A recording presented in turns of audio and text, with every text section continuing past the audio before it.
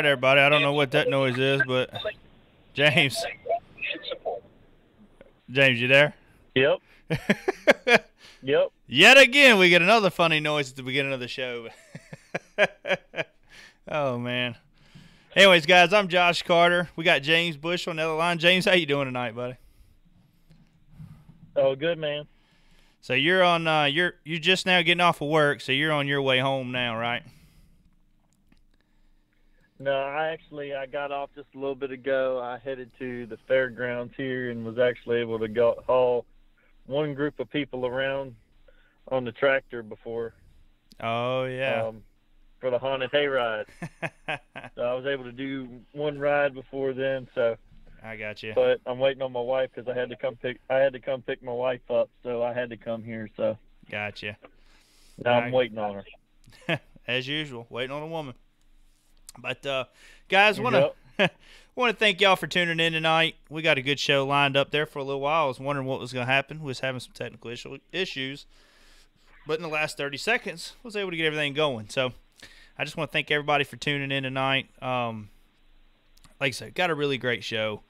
First off, I want to thank our sponsors that's really helped out with being prize giveaway sponsors and helping us out with other things with videos and just making OneObjective what OneObjective is today. So I just want to thank Bonafide, Yak Attack, Falcon Rods, Accucoil, Missile Baits, Ray Marine, Pyrapole, and I'm sure I'm missing somebody else right now. But I just really want to thank everybody. And stay tuned because I tell you what, these guys have been coming through. Hopefully all of them will be coming through for our Christmas giveaway. Trying to get some of that together. So I'll be getting that posted probably next month for when it's going to start and what all is going to be with it and all that. So I want to thank everybody who's tuning in so far in the chat room. Wes Smallwood and Jay Hash, thank you guys. James can't really oh, actually, I guess he is. Oh, okay. You're tending to the chat room. I don't know if you'd be able to or not tonight. So, but yeah, I got the iPad with me and all. I'm good to go. We're set. Traveling doing the show. So, but no, we got Jason Denison coming on, Denison, and then we also got Casey Reed coming on tonight. Both of them did well. We know one of them won, and then Casey Reed did really well, placed in second at the KBF championship this weekend. So. In the top 100. So congratulations to you guys. And we're going to have him on tonight talking about how they put that puzzle together, how they was able to get that win or second place as well. I mean, that's a big deal. It's a lot of people fishing down there, so that's a really big deal. And just also, too, Casey's the hometown guy here, Virginia boy. So to see him do really well in it, we're all proud of him. So congratulations to you, Casey, on that. But before we get to all of that, I want to talk about our hats. I got a different picture up this time. Actually, we had one listener. He sent in a picture of his hat. I wanted to get that up, and I didn't get it switched over in time. But this is the same hat right here, but this is just a different. It's just the way the picture is. It looks darker right here. But this is what we got. And actually, James sent some to the house. So it was just to get out to some guys here, and they haven't quite made it, James. Yeah, I do not know why. UPS is slacking. But yeah, so hopefully we'll have them soon. But talk about a little bit, kind of get this. I don't want to say it this way because it sounds like I'm saying I want to say I get it out the way, but it's just some really sad news this weekend down there at the KBF championship with Rebecca Golden. And just she went missing. They finally sent out a search party and they found her. She didn't make it to the captain's meeting. That's why Chad Hoover and them sent out the search party, and they ended up finding her outside of her kayak.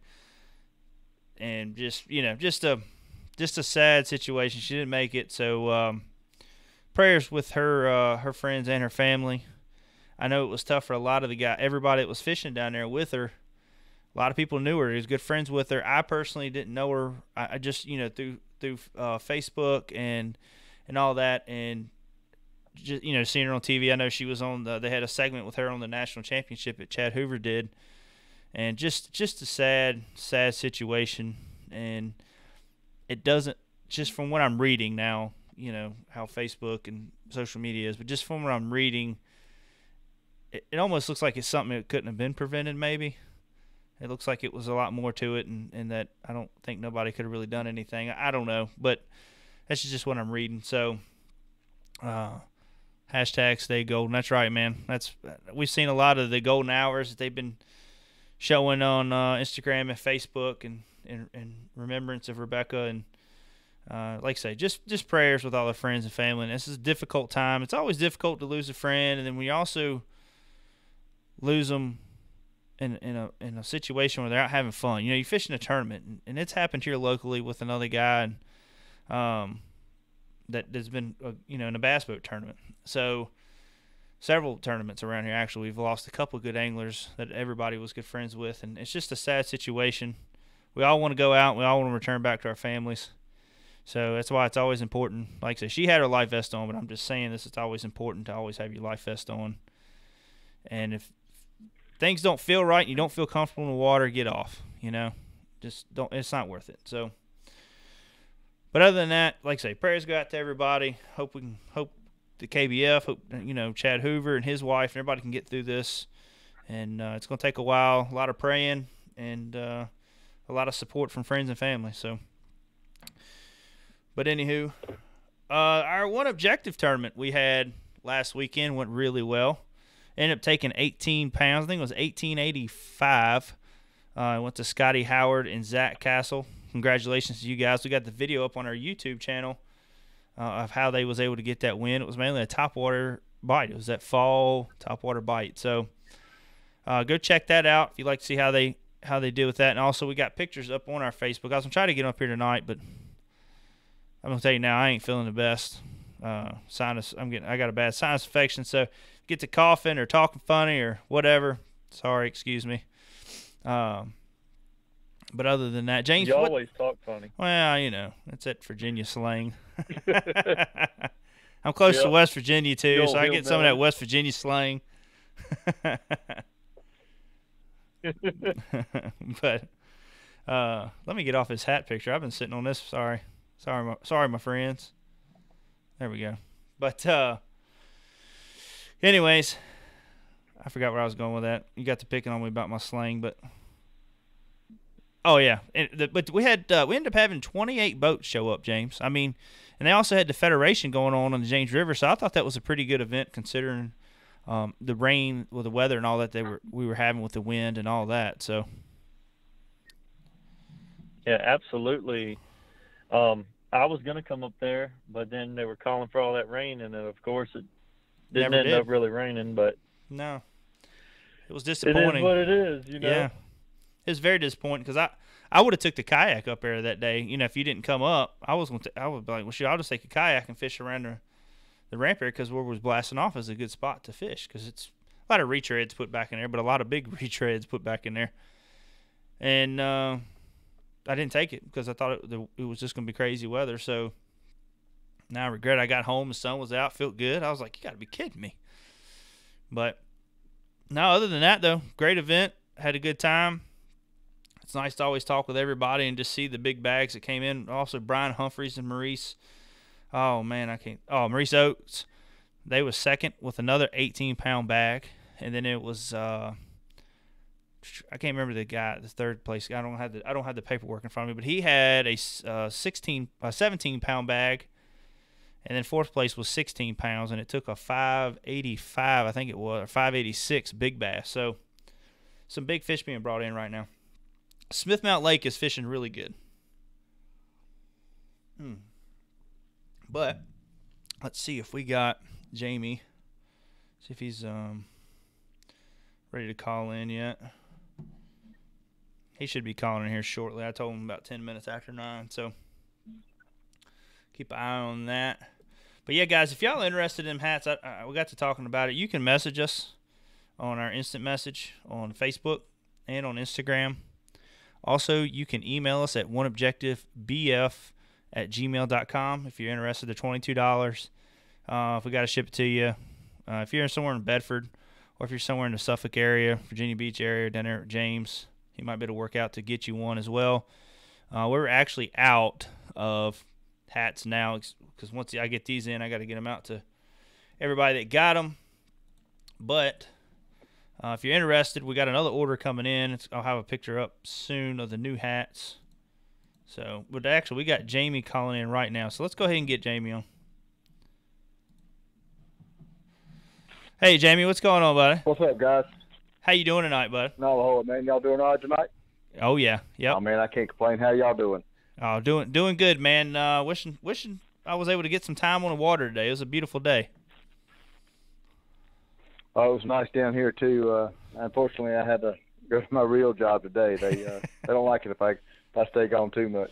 Did you just tell me you won what $30,000 or $40,000? Could you just take another day off? Yeah, I could, but they always say, well, they better last you a while. Yeah, I looked at my time off.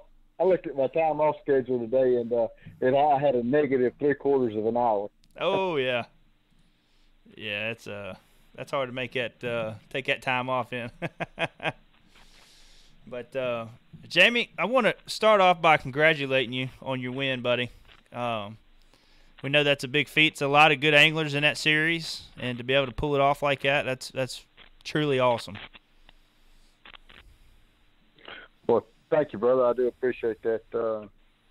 Like I said, I've always looked at it as just my motto is just go fishing and let the chips fall where they may. I've never really considered myself much more as a guy that just likes to go fishing. People always say, "Man, you do this, you do that."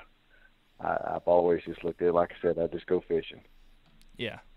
And that that's funny because me and James, all the time before a tournament, we always, if we blast off together, or the night before we're talking, man, what are we going to do? What are we going to do? And that's one of the things that James always said, man, let's just go fishing, see what happens, So it's one of the things you try to put a game plan together, but a lot of times it just doesn't hold up. So, like I say, if you just go fishing and see what the fish want and just pay attention to what they want, a lot of times it'll work out for you.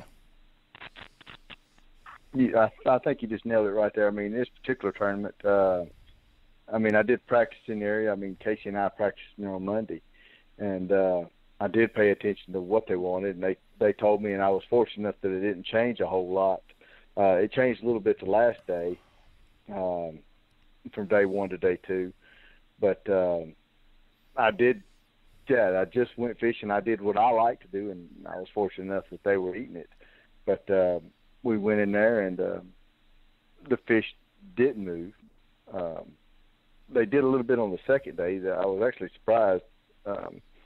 On day 1, they were right where they were supposed to be. They were right where they were in practice.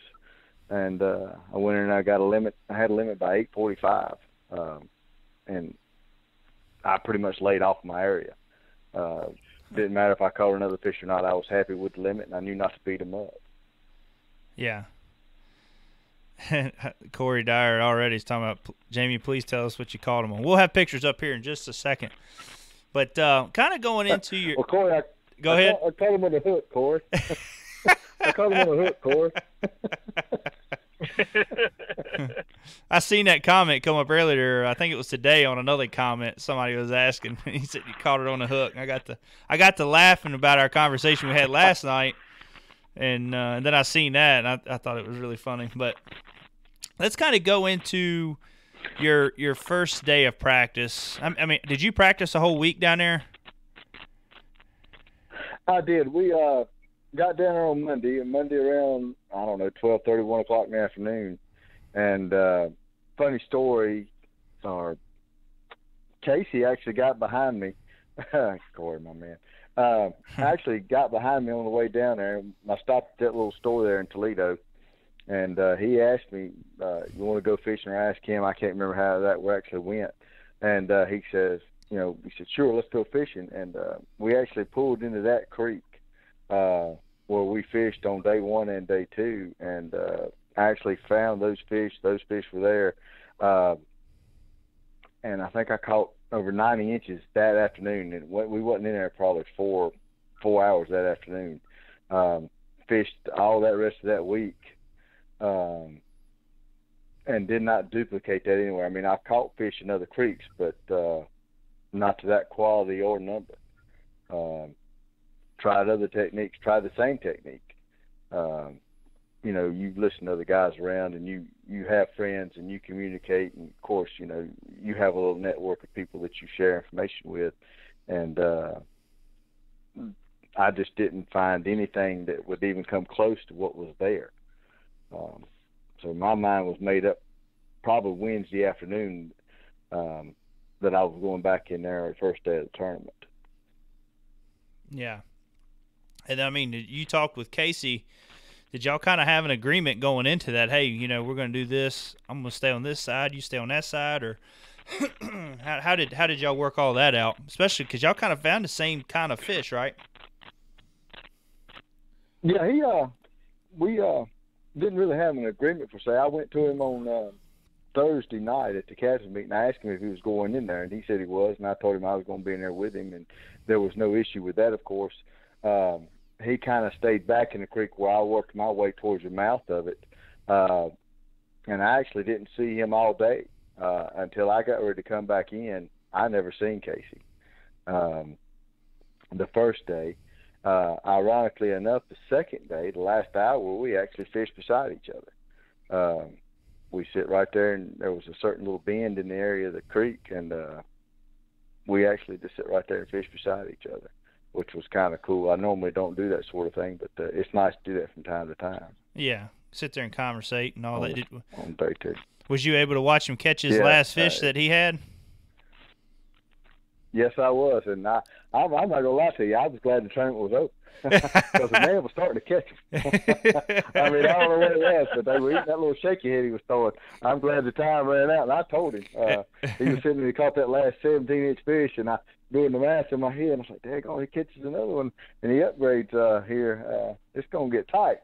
But it's funny at the camp's meeting on Thursday night. I told him, I said, "Now, believe it or not, there's enough fish in this creek that we can go 1 and 2. Now, I didn't know how that was going to shake out, of course, but I told Casey that we can finish first and second in this creek. There's enough quality fish here for that to happen. Now, I think he believed me, or he already kind of knew that, and you know, me saying it may have just solidified it. But as it turned out, I'm actually really surprised.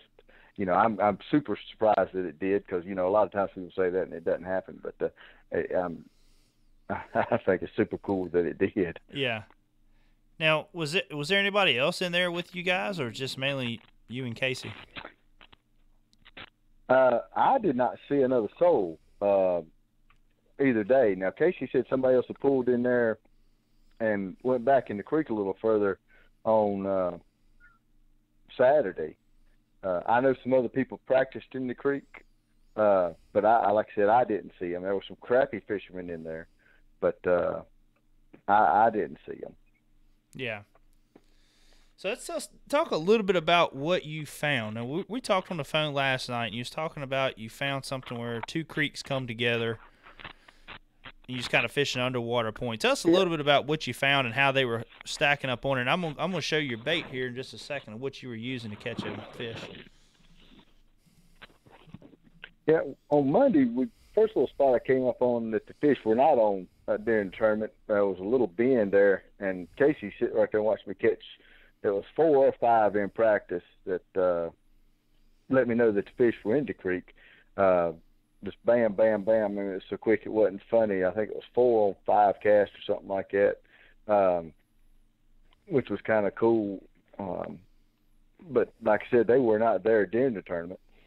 But I moved on out and happened to find 2 creek channels that come together in a little underwater point.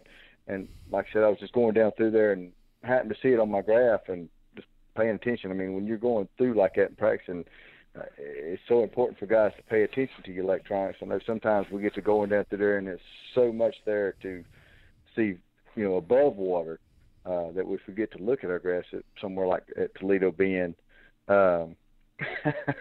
Casey, Yeah. it's funny. You got to show the hook there.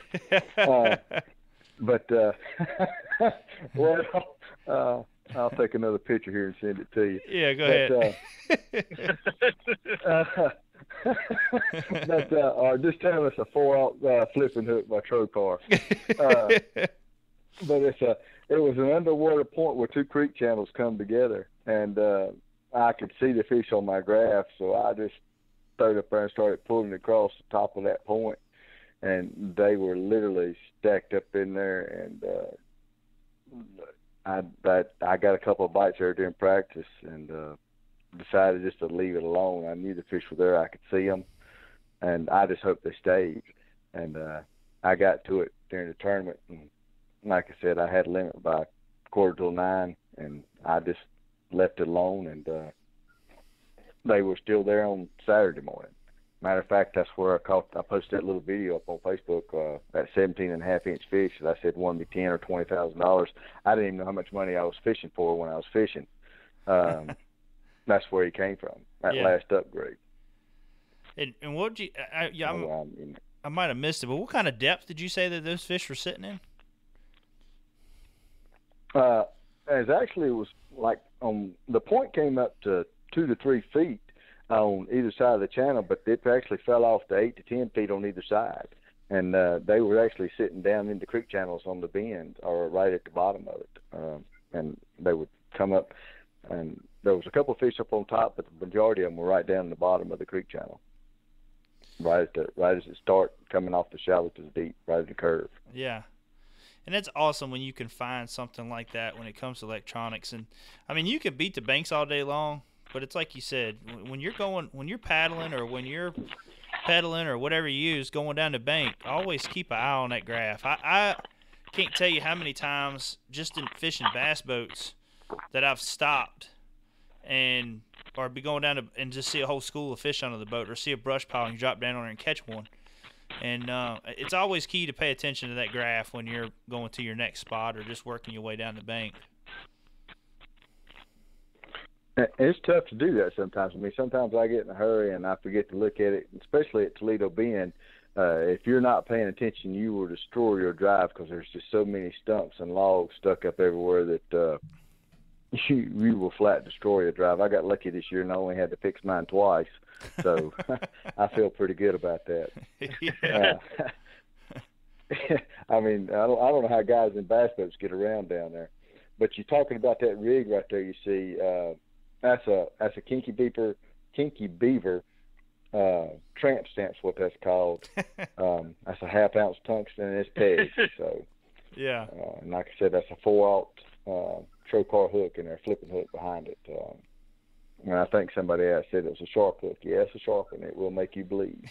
So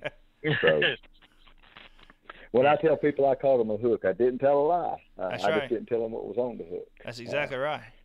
But I know the reason that came up, of course, it's funny, we were fishing a little tournament at, I think, Lake Reese one day, and some guy just, I don't know, it didn't sit well with me the way he asked, so I just told him point blank a hook. And, well, they thought I was the biggest jerk to ever walk the face of the earth when I told them that.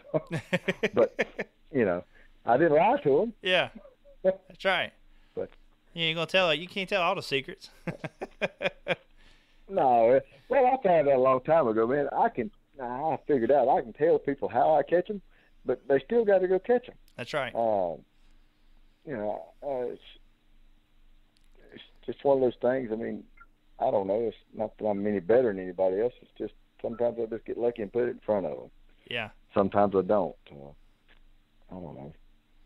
Corey wants to know blessed. where. Just really blessed. Corey wants to know where you catch them. In the water. In the side of the mouth. In the side of the mouth. I'll help you out with that one. Of course, I've known Corey a long time. He knew I was coming back with that one. I think he just set it up so I could say it. Yeah. Tell us a little bit about that rod setup. That rod setup you got right there. That is a St. Croix Legend X, heavy, medium, fast, 711. I prefer a longer rod. I like that extra length for the power that I get.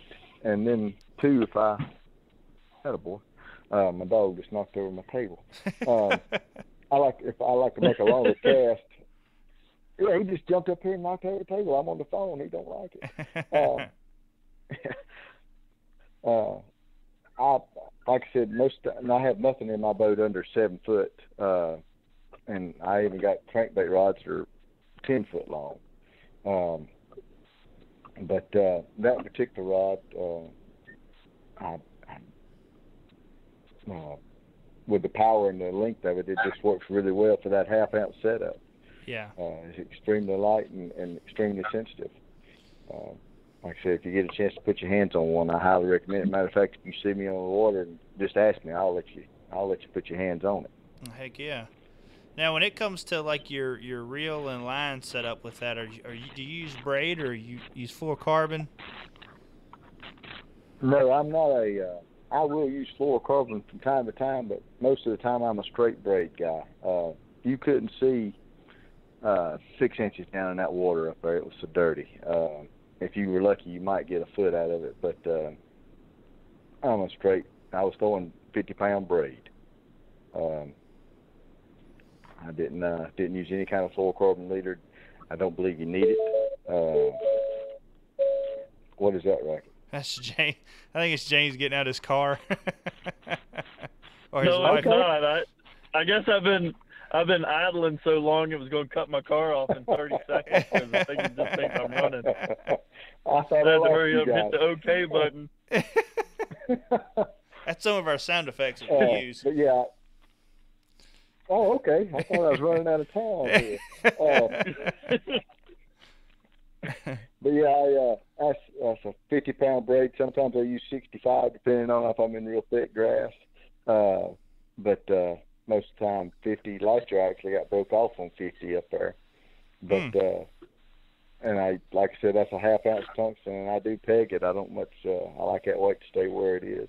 Yeah. And I'll throw it about anywhere to get it to where I think the fish are, and I use that heavier rod so I can literally winch him out. I don't worry about breaking it. I keep an eye on it, and I don't have to retie as near as much for that braid. I mean, I keep an eye on it if I see it fray, and of course I'm going to retie, but yeah, I very rarely have a line failure with it. Now, do you use a high-speed reel with that? Are you using like a 7-to-1? That's actually the reels I use, they don't make anymore. I prefer those Shimano Calais. They actually quit making them a few years ago. That's actually a 6-2-to-1, I believe, there. What they call a saltwater version. It's just a reel I prefer to flip with on that particular rod. Like it's not a super high-speed reel, but it is a 6-to-1 gear ratio, or 6-2-to-1, I believe. I got you. It does everything. It does what I need. It picks it up fast enough. I mean, in certain cases, I wish I had a 7-to-1. Something that picks up a little, especially if they run right at me. I have lost fish because of that. Yeah. I've actually considered they make a 7-to-1 in a digital version. I've actually thought about going to that because I have lost a few fish when they just run right at you. I mean, that's the hardest thing for me to do is take up line fast enough when they run right at me with it. I got you.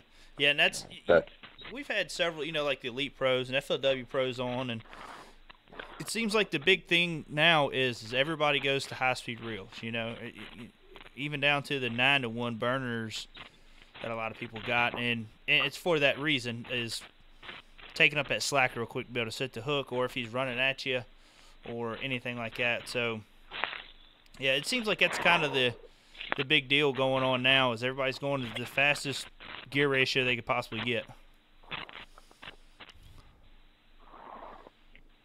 Yeah, there's times when I need it, but like when I throw a crankbait, I mean, I know I didn't throw one. Well, I practiced with a crankbait a little bit this turn, but I didn't end up using it. My crankbait reel is a 5-to-1. It only picks up 17 inches of line per turn. Yeah, which is slow. Yep. And you being a North Carolina, you're from North Carolina, right? Yes, sir, I am.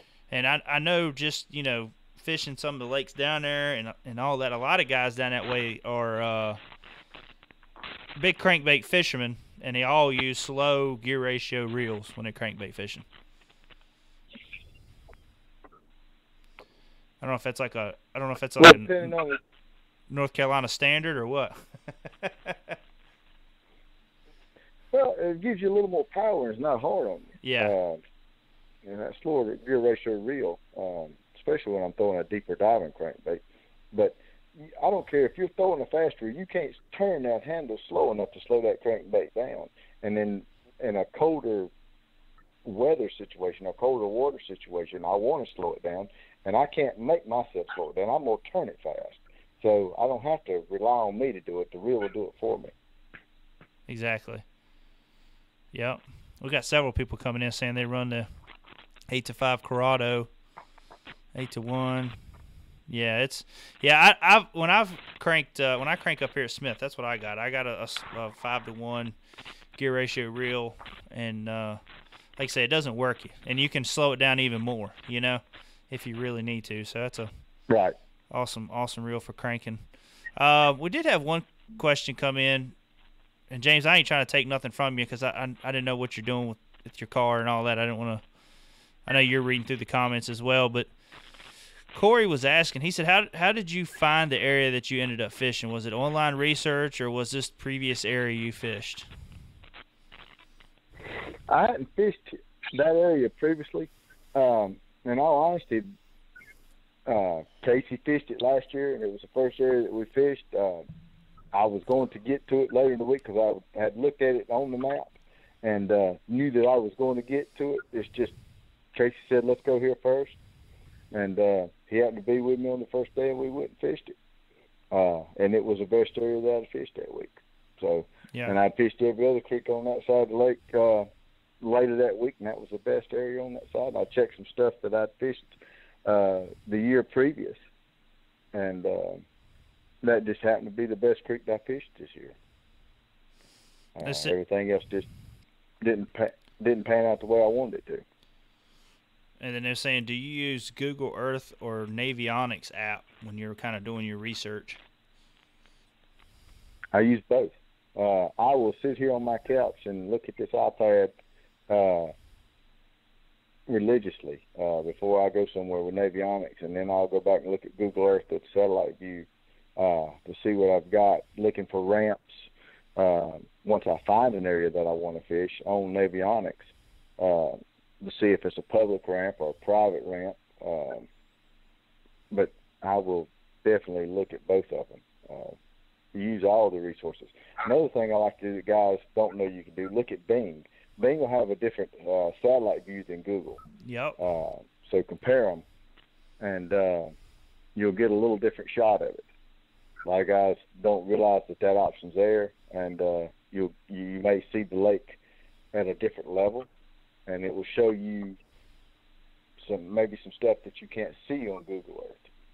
Yeah, and that's something we've talked about a while back on one of our shows was looking at so many different. I still even use a paper map. If I can get a paper map of it, I still use that on top of Navionics and Google and Bing, and it's all of. If you can use them all, Because I have found that sometimes some of the paper maps you can find a couple odd and end things too on that you might not have seen on the actual Navionics and stuff. This is true, and a lot of times I take my tablet with me in my kayak. Yeah. As long as you've got an active Navionics subscription, you can do Auto Chart Live, and you can actually make your map as you're going. And if, let's say you got an area where you've got a ledge, a creek channel, or whatever it is, and you go through and you make your area, I'll sit and record it, and then I can come back and look at that area and find the sweet spot in the sweet spot. Yeah. If that makes sense. Oh, yeah. Yeah, it does. Yeah, I find that that helps me more than anything to be able to take and record that information, and when I get back to the house or the room, wherever I'm at and stay in, and I even do it with my local lakes here. For example, I did it at random and found a whole bunch of stuff that I didn't know was there. After I got back, I just sit here and looked at it at the house and like, holy cow, look at this here. And you'd be amazed at stuff you can learn just by doing it here. Yeah, yeah. In your home lakes. Yeah. Yeah, that's what I do with we fish Smith Mountain all the time in Bugs Island. and that's what I do with that. I'm always trying to find like humps, down at the lower end, stuff like that. So, and it's man, that's what I'll do. I'll sit there and just I'll be on Google Earth like crazy, and every once in a while Google, like say you can go back in years, like way back, and if you find it just right, like where it was a drought or something like that, sometimes you can find a lot of good stuff, good fishing spots as well. So, yes, you can. And then once you find that, take a screenshot of it. Mm-hmm. And then that way you ain't got to find it again. You've got it stored, and then you go back, because you look at that picture twice, 3 times, you will see stuff the second and third time that you didn't see the first time. Yep. That's just the way that works. I don't know why that is. It's just, for me it is anyway. I mean, I don't have a photo memory or anything of that nature. I have to look at it 3 or 4 times, and I'll pick something up every time that I didn't see, especially if I get studying on it. Yeah. So I always take a screenshot of it when I find it, and it's something interesting. I'll just screenshot it and put it in my photos, and then I've got it. Yep. Before I let you go, James, you got any questions? I got one more question for Jamie. Do you have anything for me that, just in case I've missed anything? No, I think you go on ahead. What was that, Jamie? Oh, I was just going to thank you for having me on. Oh, yeah. No. Man, this is pretty cool. Yeah. No, I do got one question for you before I let you go. Actually, 2 questions, but one's going to be an easy one. But the first one is, right. What is your thoughts on the national championship coming up, Louisiana? Do you kind of like how they got so many different lakes that's open? What's your thoughts on that? Are you excited? This is going to be our first year going, so we're kind of excited about it. But what's your thoughts about going to Louisiana and all that? As far as going to Louisiana, I'm stoked about that. I've never been to the Red River or anything around there, so I'm, super excited about that. The whole different lake idea, I can see what Chad's trying to do with it, but I've always put us on one lake, because if I go out there and make it to the last day and hadn't fished the championship lake, I'm automatically at a disadvantage. So yeah. I'm going to have to practice 1 or 2 days on that lake regardless.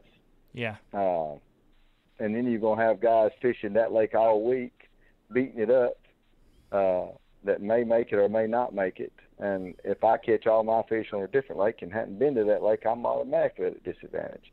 But somebody said, well, you're a professional, so you should be able to handle it. I was like, well, okay, if you're going to look at it like that, I guess so. Yeah. But here's the thing about it. It doesn't matter. I'm going to go fishing, and I won't overthink it. I find if I don't overthink it and just, if I can get a couple of bites, see how the fish are eating the bait. If they're inhaling it, if they're just barely taking it, and if I can make some minor adjustments or major adjustments depending on which way I need to go with it. And keep getting a bite or 2 every now and again, so I put that puzzle together. I should be able to figure it out and move on, I hope. Make the cut and hope for the best. Yeah, exactly. Just go fishing, right? Yes, sir. I mean, that's been it all along. Just that's go right. fishing. I mean, that's all. I've said it since day one.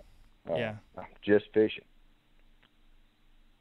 Yep, that's exactly right. All right, well, I got one more question for you. What are you going to spend that $30,000 on? All right, brother. Well, actually, I thought about just putting it up and waiting for a rainy day. That's right. To be honest with you. That's what you got to do with it, especially in this sport. Yeah. Because there's going to come a day that I ain't going to win nothing. And I'd like to have a little of it to spend later on if you don't know the truth about it. That's exactly right. I mean, I'm going to pay off what I've spent this year. Of course, I had a pretty good start on the year, so from the first of it, so I ain't doing too bad right now. And hopefully just put it up and let it draw a little interest and see what happens. That's right. Casey said you're going to buy him a belt. Well, I did tell him I would buy him a belt, but then he come in there and went second. So I told him, man, I ain't buying you a belt now, but I will honor him and buy him a belt, because I told him I told that man I was going to buy him a belt. And, because I looked over at him and he had his bushes. I said, "Where's your belt, buddy?" Man, he said, "Hey, you need a belt that bad, I will buy you a belt." And so I thought, "Man, pull your bitches up, buddy." Oh man.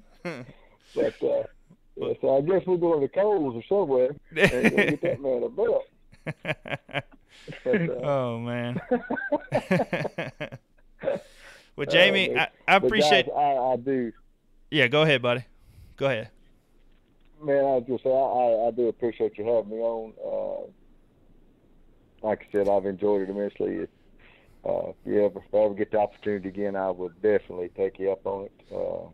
I guess I just need to win me more money next time so I get invited back. Oh yeah. That's what we do. We only get big winners on. That's all. I'm done. I'm just kidding. No, That's right, buddy. Well, I need to win the national championship now. That's what I got to do. That's right. Well, I'm hoping it's one of us, but if you do, I guess we'll get you on too. But well, hey, awesome. No, I'm just kidding, Jamie. Man, congratulations on your win, buddy. We really do appreciate you coming on, and we hope to have you on again, either if you win or not, buddy. We like to have you on again. Well, thank you, guys. I sure do appreciate it, man, and I enjoy your show. All right, buddy. I appreciate it. You have a good night. All right, thank you. Congratulations. Thanks, guys. Thank you, buddy. All right. No problem. Let's see. All right, I'm thinking this is Casey that is sitting on the other line right now. Let me see if this is Casey, because I can't remember what his daggone number is right now. Hey, Casey, is that you? Hey, yeah, man, that's me. What's going on? Oh, not much. I was like, man, it's 434. It's got to be Casey. How you doing tonight, buddy? I'm doing all right. How are y'all doing? Not too bad. Oh, good. Man, want to congratulate you on your second place, man. I know that it's not first, but that's still a big feat, man. That's you got a nice check. You got to come home with some jingle in your pocket. Tell us a little bit how it feels going down there and competing against a lot of the great, kayakers in the United States. Man, it was freaking awesome. Like, I knew I had a decent spot. It was a decent spot last year. I knew I could probably go down there and catch some fish. I was just hoping for the best and just, expecting, it's fishing, so you never know what can happen. But I'm stoked with the way it ended up and how it turned out. So let's go a little bit into the practice. Starting out, we just talked to Jamie, and both of you guys hooked up and went in there, and like I say, you already knew you wanted to start there from this last year, but did you try a lot of other places, or did you just try to make it work in that one area through the week? Well, my plan was to check out that spot early. I wanted to get there, and I know a couple other people knew it. We fished it. I fished it with Dustin last year, and Dustin did real good on that day one. He had some pretty big numbers. So I kind of just wanted to get in there and get out of there and just see how it was, and then try to find something else if possible. So that's what we did. We went there day one, or like Jamie said, I ran into him on the road, and we ended up stopping at the same gas station. So we were gonna go fishing, and that's the spot I wanted to hit. So we ended up going there. It got, like he said, he hit one little spot and got 4 bites and 4 casts, and they were all decent fish, 16, 17 inches. I went up under the bridge and got 4 bites and 4 casts, and I didn't set the hook on any of mine. I was trying to pull them up and see them without putting pressure on them, but I never saw any of them. But the 2 that I did catch were decent fish, 15, 16 inches. So I knew the fish were still in there, and I just wanted to leave it alone and not let anybody see that I was there or see that anyone was there, hoping that they wouldn't find it. It's just a small little spot. But yeah, we checked out a few other spots. Nothing where I was able to find much of anything. I caught a few fish here and there, a couple spots out deeper. The spotted bass, anyways, we caught on some underwater points out on the main channel, but there really wasn't anything that I saw that was very exciting there. Did go to one spot where we were fishing some shallow grass, and we must have just rolled up at the right time because I was fishing with another buddy, David, and we rolled up to this one spot as soon as we got there around 1:30, and he caught a fish, and freaking I had a good one, smash a chatterbait, and he had a couple blow up on top water, and I mean they were all good fish. And then that was within 20 minutes of getting there. And then after that, I was like, oh, well, this may be the new spot we're going to be fishing. And then after that 20 minutes, just nothing. Couldn't get a bite. Dang. And so I was just like, man, I know there's going to be fish at that other spot. So that's where I ended up at on day one. That's tell us a little. I know a couple guys were following you on the Virginia Kayak Bass Challenge page, and it was posting results. And where did you finish at on day one? I know you at one time you was 14th, and you said you had to upgrade. Where did you end up finishing up on day one overall?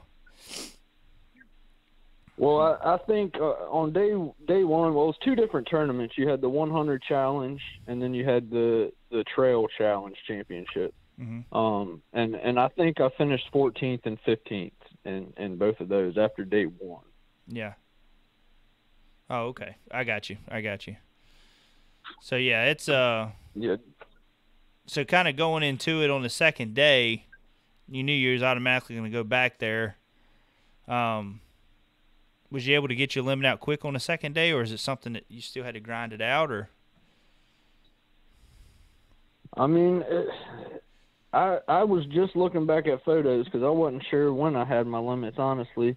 But on day one, I had my limits at 10:30. I had a limit, and for some reason on day one, it was all smaller bites. I couldn't get the big bites.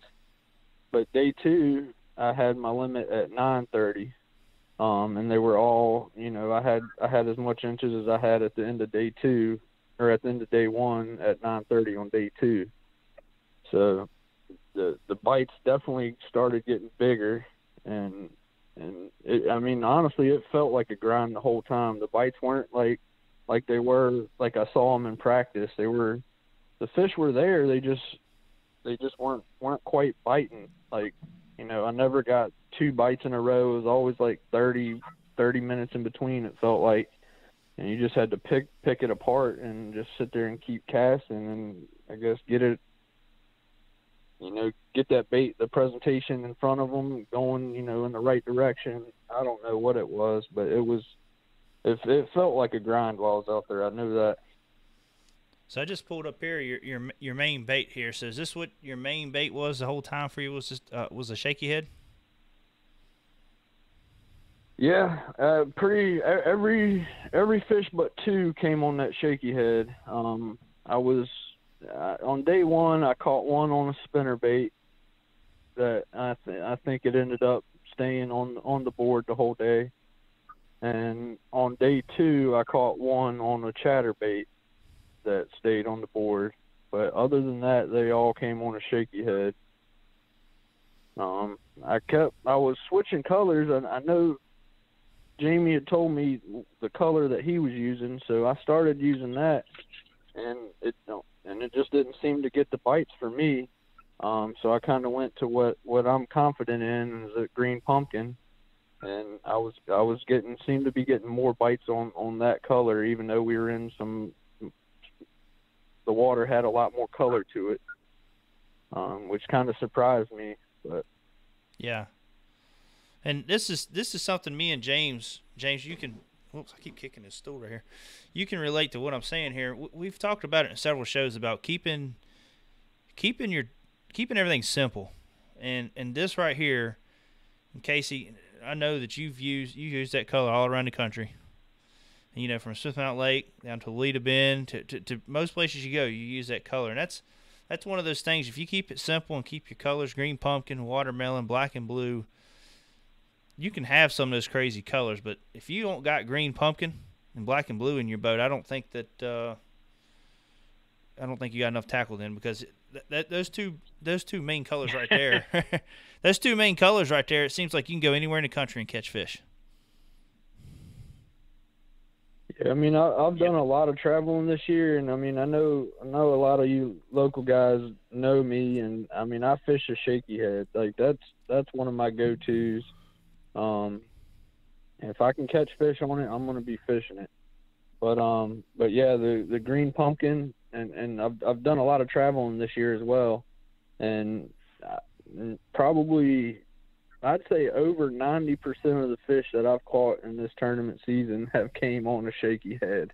I don't know what it's been, but I've been getting bites on it everywhere I go, and you know, haven't won no events, but I've done good in quite a few of them. So yeah. James, you got any questions for Casey before I go any further? Jody Queen just posted up what kind of shaky head brand. Well, I guess I'll let Josh answer that. That's yours truly. Let me go to the camera view on this. Hold on a minute. I gotta switch over to my camera view here. Oh God, here we go. Here we go, right here. Hold on. That's yours truly right there. That's a J&J Custom Tackle Shaky Head. Just want to throw that plug in there. All right, we can go back talking. Let me get back to here. No, but Casey, it's something, and I see a lot of people do this when they go to the using, like you using right here. It was the mag finesse worm, shaky head worm, right? Yeah, the mag shaky head worm. Yep. Mm-hmm. Do you throw any of the small? See, that's what I always do. I always throw the smaller shaky head worms, and I don't know if it's just a confidence thing because I don't get as many bites with a bigger, longer worm like that. But is that the only size you use is the mag shaky head worm? No, I wouldn't say that. It's usually what I start with though. If the bites are, you know, if they're biting it but it's slow, I'll try switching to a smaller one. But most of the time, I just end up breaking off, you know, some of the mag shaky head, you know, making it smaller. Yeah. And using that instead of using the smaller ones. But yeah, I'll definitely downsize a little bit on that size of worm if the bite seems a little tough, or if they're, you know, just picking up the tail, if the fish are a little bit smaller. Yeah. Now, do you? Yeah, I see Corey said Go ahead. Corey said the larger profile shaky head worms get a bigger bite for him, and I mean, yeah, like. I mean, I'm sure some of y'all have seen some of the pictures I've been posting over this year fishing around here, and I mean, I've definitely most of those fish have came either on a drop shot or shaky head, and I use big worms on both of my drop shot and shaky head, and I definitely get a lot of big bites as well. So, and that's something I don't do either on a drop shot. Everything I throw on a drop, I guess I'm so used to with Smith Mountain Lake, and the way I fish Smith Mountain Lake. Everything's small worms, you know, and that's the thing I need to switch over to is instead of trying to catch fish, catch big fish, you know. And it's always like a confidence thing. If I can catch a couple fish, get a couple bites, I feel confident enough that, okay, all right, let's go start looking for big ones. But sometimes I think I waste too much time just trying to get that bite instead of searching for the big bite. You know what I mean? Yeah, I mean, a lot of the times I'm just, I don't know. I guess it's just what I've done since I've started. I've always fished a bigger worm. Like even I started fishing the trick worms, and for the most part, I always used the longer ones on the shaky head. And then I found these actual the shaky head worms, and I started using those. I feel like they got a little bit more action on that shaky head. And I've just always been using the bigger ones, and it's always seemed to work for me. So like, Yeah. So I ain't changing it up until it ain't working. So. That's right. If it ain't broke, don't fix it. So. Yeah. James, you got anything? You got anything else for him? We see some stuff coming across the board here, but I think it's just everybody talking about the worm.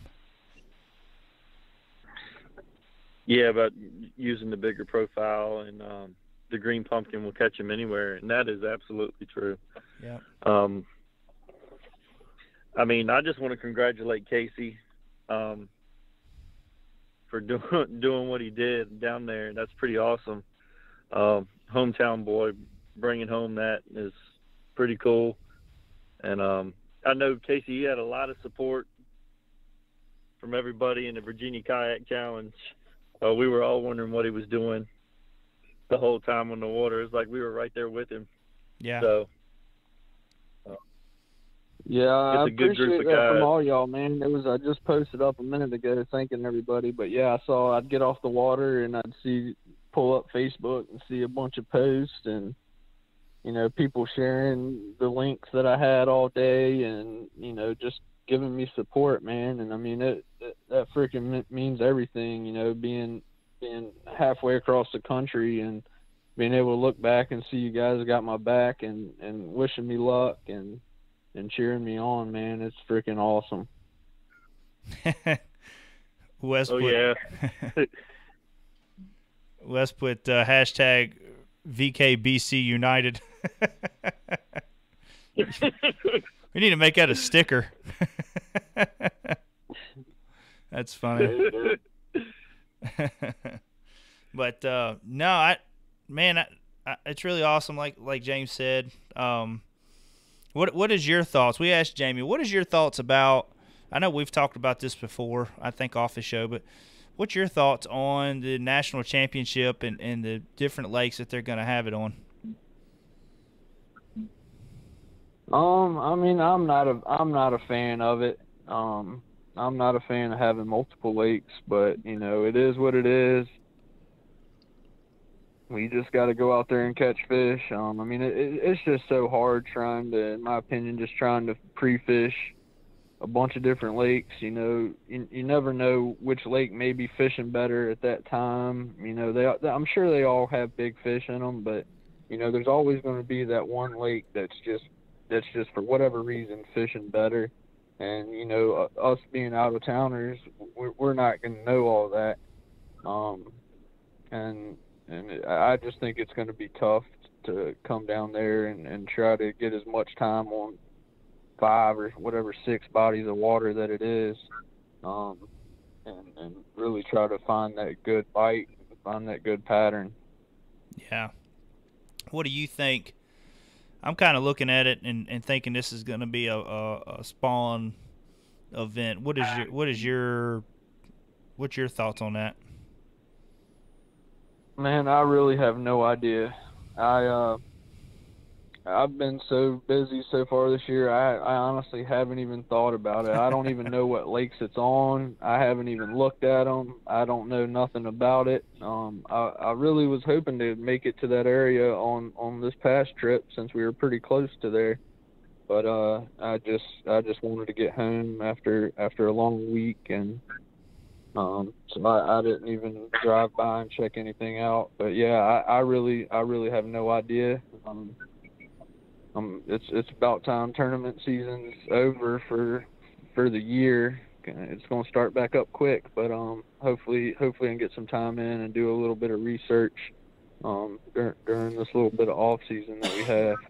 Yeah. In between chasing stripers on Smith Mountain Lake at night. That's what I was gearing to get to. I'm like, tournament fishing's over. I guess you're chasing the striped ones now. Yeah, I'm gonna go back out and see if I can't beat that personal best that I caught last year, man. Those things are so much fun, and fishing out there at night is just awesome, man. I freaking love it. Yeah.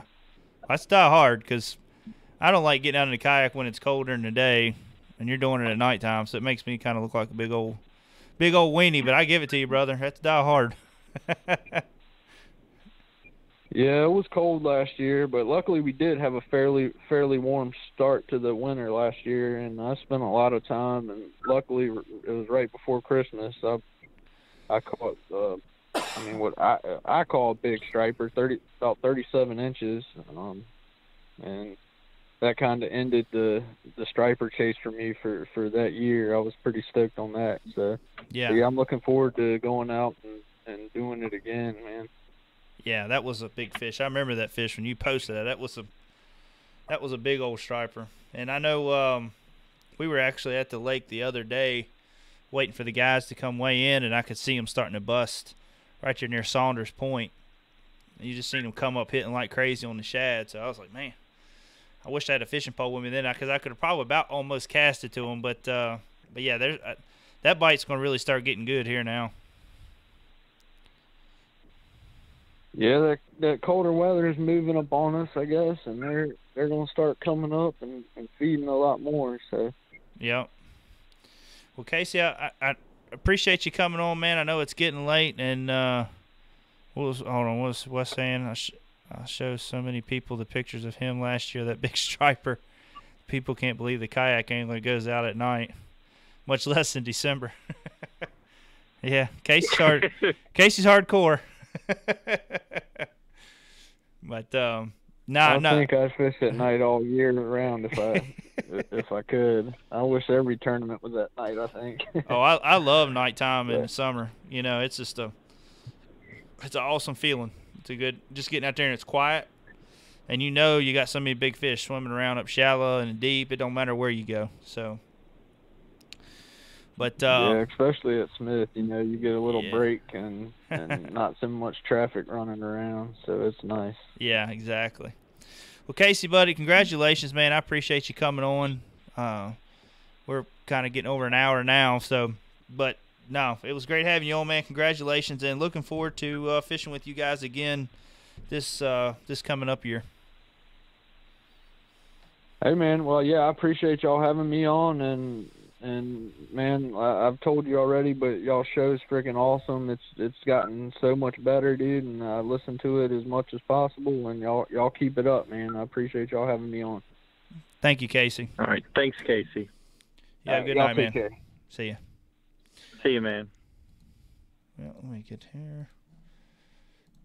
It's always good having Casey on, having a good local boy on, talk fishing with. Casey, if some of you are new to this or new to the kayaking, Casey's one of the, like I say, I've said it several times just while he was on, he's a diehard, you know, and we got a lot of guys that are listening. I know Jody Queen and Nathan Green, he's been posting some big pictures up here lately. Corey Dreyer, a lot of these guys are all good kayak fishermen. For me and James, we're new to the sport. We're still learning these guys and figuring out, who's who, but it doesn't take long.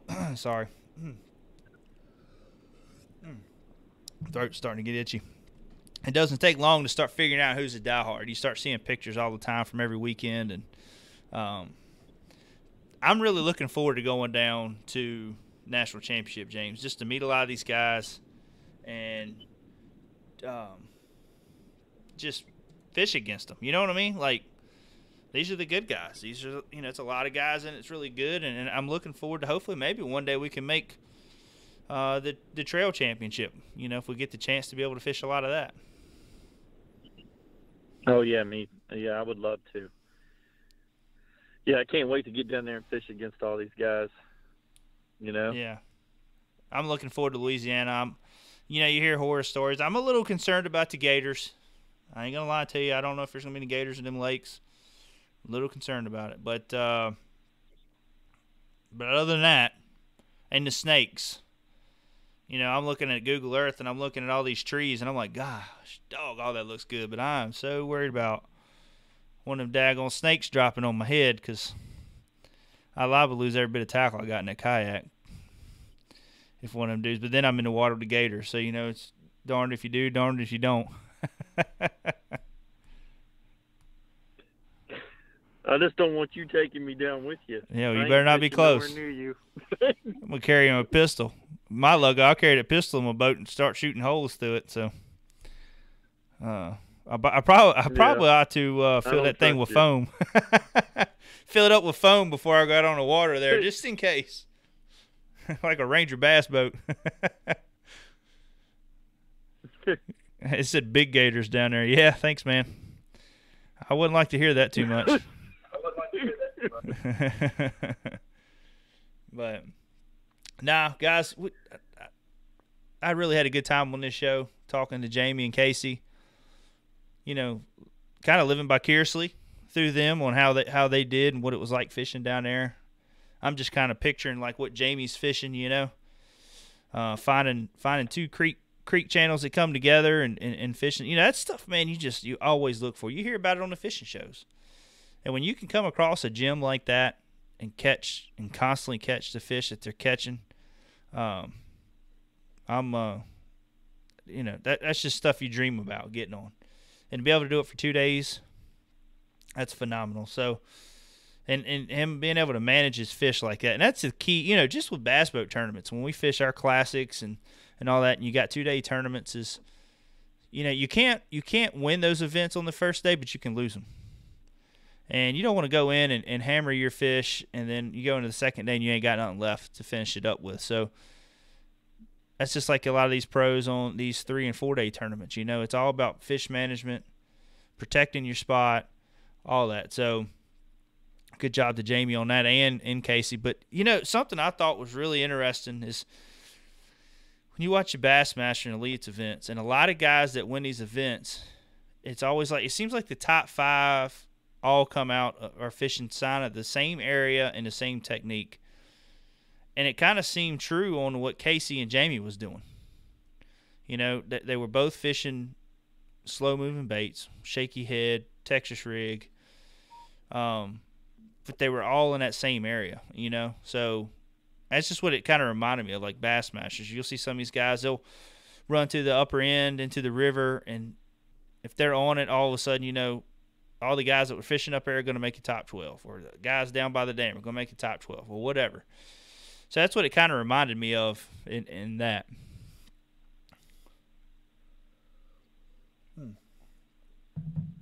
Sorry, I had to take long pauses. I'm start trying to get over this cold. And my throat's getting itchy. I can't have talk sometimes.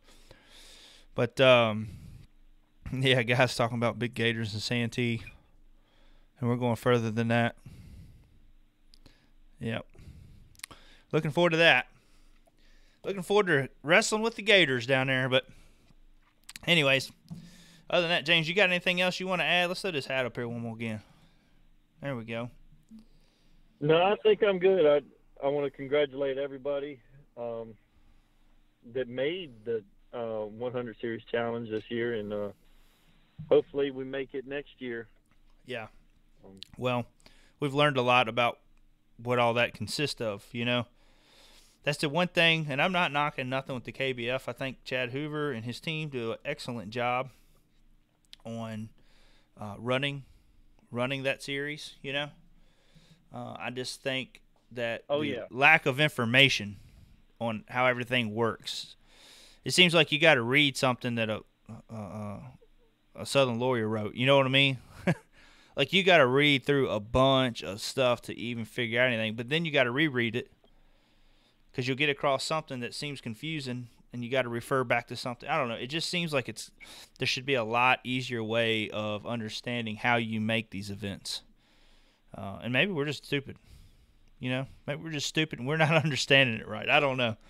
But I just wish it was a something a little bit easier. Heck, a video out there. Hey, if you fish this, this, and this is what you get. You make this, whatever, you know. But sorry about that. But other than that, I'm hoping maybe we can make that here in the next year or so, and go down there and fish Toledo Bend. I'd love to get in there and fish Toledo Bend sometime. But other than that, guys, we have our last video we just put up. That was with Scotty Howard and Zach Castle. I've been talking about it, but I actually worked on it tonight. Put together my trailer video on how I like to travel. And James, I know we're going to try to get yours up, but you're also doing a rundown for your angle of the year I know you were shooting that the other day, so hopefully we'll have that up here soon. And Yep. we got some more videos coming, guys, and we got a schedule on how we want to start doing them. We're going to shoot for somewhere between 2 and 3 videos a week of different stuff, how-to tips. So if you got anything that you're interested in learning, or you want to see how we do something, send us a message. Hey, man, how do y'all organize your jig box? How do you tie this knot, or how do you fish Carolina? I don't know, just stuff like that. Nothing's too stupid to shoot a video on, you know. So just hit us up in the IMs. Send us an email, oneobjectivebf@gmail.com, and just let us know what you want to hear about. And I know, James, we were actually talking the other day about doing some more tip videos and how you do your jig organization. I'm going to be doing an organization video soon. So we got a lot of stuff in the works and plans, so just stay tuned. We're going to try to do some stuff to keep it busy through the winter. And just have some how-to stuff. We probably won't get out much and do any fishing. Not unless I'm going out in a boat or something. I ain't taking a kayak out in the freezing cold. I just can't bring myself to do it. But one guy said wiring, electronics, and rigging would be cool to see. Yeah, we can do some stuff like that. Especially, we're talking about ordering our new bona fides here soon. So we'll be getting all them rigged up. So we'll be shooting some video with that. But other than that, I'm not going to keep everybody going and keep rambling. Guys, y'all have a great night. Please check out all our sponsors in the bottom there. We got links to all our sponsors, so go check them out. Check out all the great products they have. Also, if you haven't got your fish pictures in yet, sorry, guys. Even if it ain't up here, send them in by midnight tonight. We will be picking, is it midnight tonight or tomorrow night? Midnight tomorrow night. I'm sorry. Tomorrow night. Yep, midnight tomorrow night is the deadline, Eastern time. So send those in. We will be picking a winner November 1st. So go ahead and get those in. We got a prize pack when we send it out. As you can see, some of the fish pictures coming up right here. I added some more tonight. So get those picks in. We'll be picking a winner November the 1st. So I don't know what time. It'll be sometime after work. So I'm not exactly sure. But other than that, guys, y'all have a great night. James, talk to you later, buddy. It was good getting on talking fishing with you. And like I say, stay tuned until next Tuesday, guys. All right. Good night, everyone.